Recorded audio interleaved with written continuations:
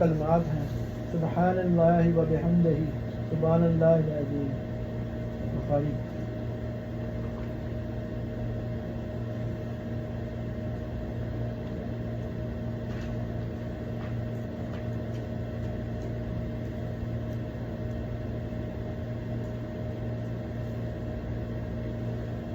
حضرت مصعب بن سعید رضی اللہ عنہ سے روایت ہے کہ ان کے والد حضرت سعید رضی اللہ عنہ کا خیال تھا کہ انہیں ان صحابہ پر فضیلت حاصل ہے جو مالداری اور بہادری کی وجہ سے کم درجہ کے ہیں۔ ان کے خیال کی اصلاح کی غرض سے نبی کریم صلی اللہ علیہ وسلم نے ارشاد فرمایا تمہارے کمزوروں اور بے کسوں ہی کی برکت سے تمہاری مدد کی جاتی ہے اور تمہیں روزی دی جاتی ہے۔ حضرت مصعب بن سعید رضی اللہ عنہ سے روایت ہے کہ ان کے والد حضرت سعید رضی اللہ عنہ کا خیال تھا کہ انہیں ان صحابہ پر فضیلت حاصل ہے جو ان سے مالداری اور بہادری کی وجہ سے کم درجہ کے ہیں۔ ان کے خیال کی اصلاح کی غرض سے نبی کریم صلی اللہ علیہ وسلم نے ارشاد فرمایا تمہارے کمزوروں اور بے کسوں کی برکت سے ہی تمہاری مدد کی جاتی ہے اور تمہیں روزی دی جاتی ہے۔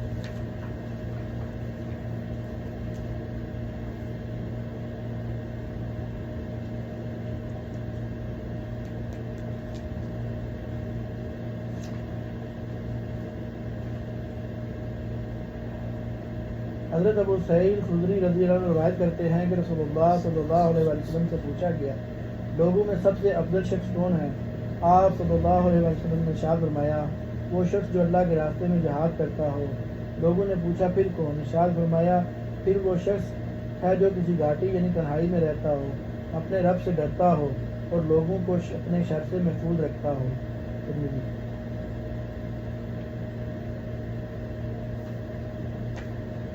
حضرت ابو امامہ رضی اللہ عنہ فرماتے ہیں کہ ایک شخص نے عرض کیا یا رسول اللہ مجھے سیاحت کی اجازت مرحمت فرما دے، تو رسول اللہ صلی اللہ علیہ وسلم نے ارشاد فرمایا میری امت کی سیاحت تو اللہ کے راستے میں جہاد کرنا ہے۔ حضرت ابو امامہ رضی اللہ عنہ فرماتے ہیں کہ ایک شخص نے عرض کیا یا رسول اللہ مجھے سیاحت کی اجازت مرحمت فرما دیں، تو رسول اللہ صلی اللہ علیہ وسلم نے ارشاد فرمایا میری امت کی سیاحت تو اللہ تعالیٰ کے راستے میں جہاد کرنا۔ بس جی بھائی دوستو، اللہ تعالیٰ نے ہمیں اس دنیا میں تھوڑے وقت کے لیے بھیجا۔ یہ دنیا کا وقت جتنا تھوڑا ہے اتنا ہی قیمتی ہے، کیونکہ دنیا کی جو زندگی ہے یہ امتحان کی جگہ ہے، اس لیے قیمتی ہے۔ اسی کی بدولت آخرت میں فیصلہ ہوگا جنت یا جہنم۔ ایک حدیث میں ہے کہ جو دنیا کو مقصد بنا کے زندگی گزارتا ہے اللہ اس کی دنیا کو بکھیر دیتے ہیں اور اس کے آنکھوں کے آگے فکر کا خوف ڈال دیتے ہیں، اور جو آخرت کو مقصد بنا کے زندگی گزارتا ہے اللہ اس کی دنیا کو آسان کر دیتے ہیں اور اس کے دل کو غنی کر دیتے ہیں۔ اب سوچنے کی بات یہ ہے کہ ہماری صلاحیتیں ہماری توانائیاں کدھر لگ گئی؟ اللہ نے جو مال دیا، اللہ نے جو رزق دی، جان مال وقت، یہ تینوں چیزیں اللہ کی عنایت، یہ ہماری اپنی نہیں ہے، یہ اللہ کی دی ہوئی ہے۔ حضرت سلیمان علیہ السلام کو جب وہ بیت المقدس کے لیے بنانا تھا نا تو جگہ چاہیے تھی، تو انہوں نے کہا کہ مجھے نا وہ جگہ چاہیے، تو اللہ تعالیٰ نے کہا سلیمان جا کے نا وہ بندے سے جا کے جگہ خریدو۔ تو سلیمان علیہ السلام گئے جا کے جگہ لینے کے لیے، تو جا کے کہتے ہیں کتنے کی جگہ؟ تو اس نے کمٹمنٹ ہوگی جی بھائی اتنے تو لینے لگے، تو کہنے لگے یہ جگہ افضل ہے یا پیسے، یعنی پیسے زیادہ قیمتی ہیں یا جگہ قیمتی ہے؟ تو انہوں نے جھوٹ تو بولنا نہیں تھا، انہوں نے کہا جی جگہ قیمتی ہے۔ انہوں نے کہا اچھا ایگریمنٹ ٹوٹ گیا، میں ڈبل دوں گی۔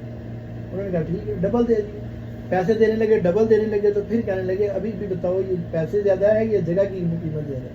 کہتے جگہ کی قیمت زیادہ ہے۔ انہوں نے پھر ایگریمنٹ توڑ دیا، انہوں نے کہا اور ڈبل کر دو، اور دینے لگے۔ تو سلیمان علیہ السلام کہنے لگے تم بس نا اتنا بتاؤ کتنے چاہیے، مجھ سے یہ سوال نہیں تو نے کرنا کہ پیسے قیمتی ہے یا جگہ قیمتی ہے، اتنے چاہیے تجھے تو مانگو۔ اس نے کھل کے مانگے، انہوں نے 12,000 کنتار سونا جو ہے نا اس جگہ کی قیمت مانگی جس میں بیت المقدس ہے، تو 12,000 کنتار سونا۔ اب جب 12,000 کنتار سونا جب سلیمان علیہ السلام دینے لگے نا تو ان کے دل میں خیال آیا 12,000 کنتار سونا، اللہ تو دلوں کے حال جانتا نا۔ اللہ نے پتہ کیا کیا، سلیمان تو اپنے دیے سے دے رہا ہے یا میرے دیے سے دے رہا ہے؟ تو اپنے دیے سے دے رہا ہے یا میرے دیے سے دے رہا ہے؟ چلو اپنے دیے سے دے رہا ہے تو کوئی بات نہیں، لیکن میرے دیے سے دے رہا ہے نا تو اس کو کھل کے دو. تو یہ جان بھی کس کی دی؟ اللہ کی. مال بھی کس کا دیا ہوا؟ اللہ کا. اور وقت بھی کیا دیا ہوا؟ اللہ کا. خدا کی قسم ہاسپٹل چکر لگائے، میری 1.5 سال پہلے میری بہن جو ہے بالکل ٹھیک ٹھاک، پتہ ہی نہیں، اچانک ڈائگنوز ہوا کینسر. آج وہ یعنی کہ جنوری میں فوت. تو ہاسپٹل میں چکر لگائے. 2 دن پہلے میں بیمار ہوا ہوں، ایسے ہی سفر میں تھوڑی کھانے وانے میں وہ اونچ ہو گئی. تو یقین کریں ایسے لگ رہا تھا کہ پتہ نہیں کہ کون سی دنیا میں آ گئی. چلا ہی نہیں جا رہا تھا، بخار تھا تو چلا ہی نہیں جا رہا. تو ساتھی خدمت کر رہے میں کہ یار کیا ہو گیا. یعنی اللہ صحت کی جو نعمت ہے اس کا اندازہ اسی وقت ہی ہوتا ہے جب بندے کے پاس بیماری آ جائے، اللہ نہ کرے. تو مال کی اسی وقت پتہ چلتا ہے جب تھوڑی سی تنگی آ جائے.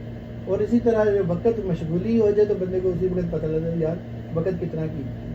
تو اس لیے جان مال وقت اللہ کا دیا ہوا ہے، اگر اللہ کے راستے میں لگائیں گے ان تینوں میں برکت ہوگی. مال بھی اللہ بڑھائے گا، صحت بھی دے گا اور رزق بھی بڑھائے گا. آج پڑھا نا جو صلہ رحمی کرے، ٹوٹے ہوئے رشتوں کو جوڑے. یہ تو ٹوٹے ہوئے رشتے ہیں، ساتھ جو اللہ کے ساتھ لوگوں کو جوڑ رہا ہے اس کی کیا قیمت ہوگی. حضرت داؤد علیہ السلام کہتے ہیں، اللہ فرما رہے ہیں اے داؤد لوگوں کو میرے ساتھ جوڑ، میں اپنی محبت سے دل میں لا اپنی محبت. تو یہ جس طرح کھانا ضروری ہے اسی طرح توحید کے بول جو ہے یہ ضروری ہے. روزانہ ہم لوگوں سے ملاقات کریں، اللہ کی بڑائی بولیں، اللہ کی عظمت بولیں، اللہ سے ہونے کا بولیں. جتنا توحید دل کے اندر بولیں گے دل کے اندر غلط یقین نکلے گا اور ایک اللہ سے ہونے کا یقین آئے گا. پھر یہ آئے گا دل کے اندر صحیح یقین آئے گا تو اللہ اس جگہ سے روزی دے گا جہاں پہ ہمیں خیال بھی نہیں.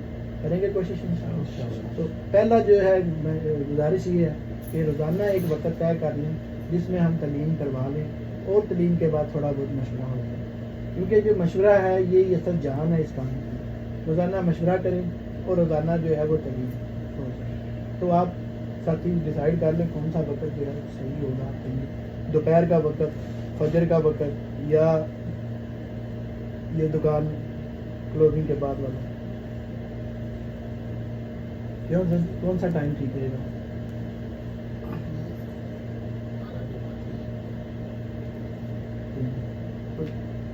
ڈیسائیڈ کر لیجیے گا، ٹھیک ہے انشاءاللہ.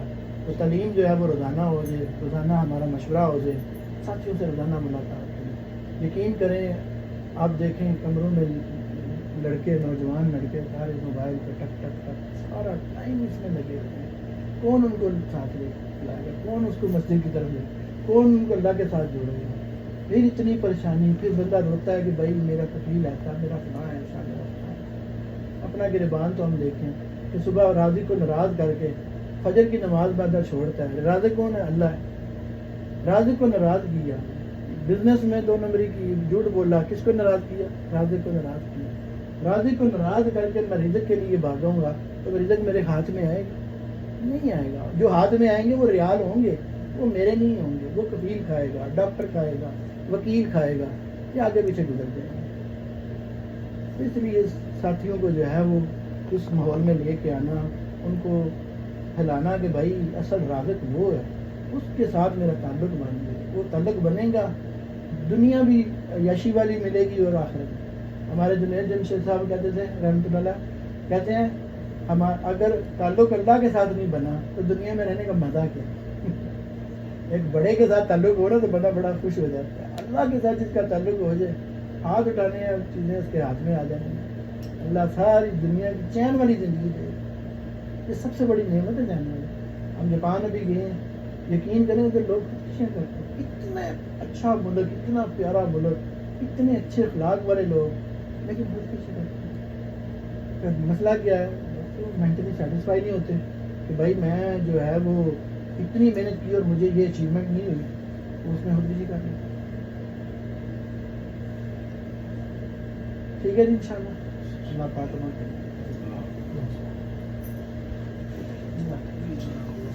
آپ چکر لگائیں گے انشاءاللہ. ٹھیک ہے انشاءاللہ. اگر صبح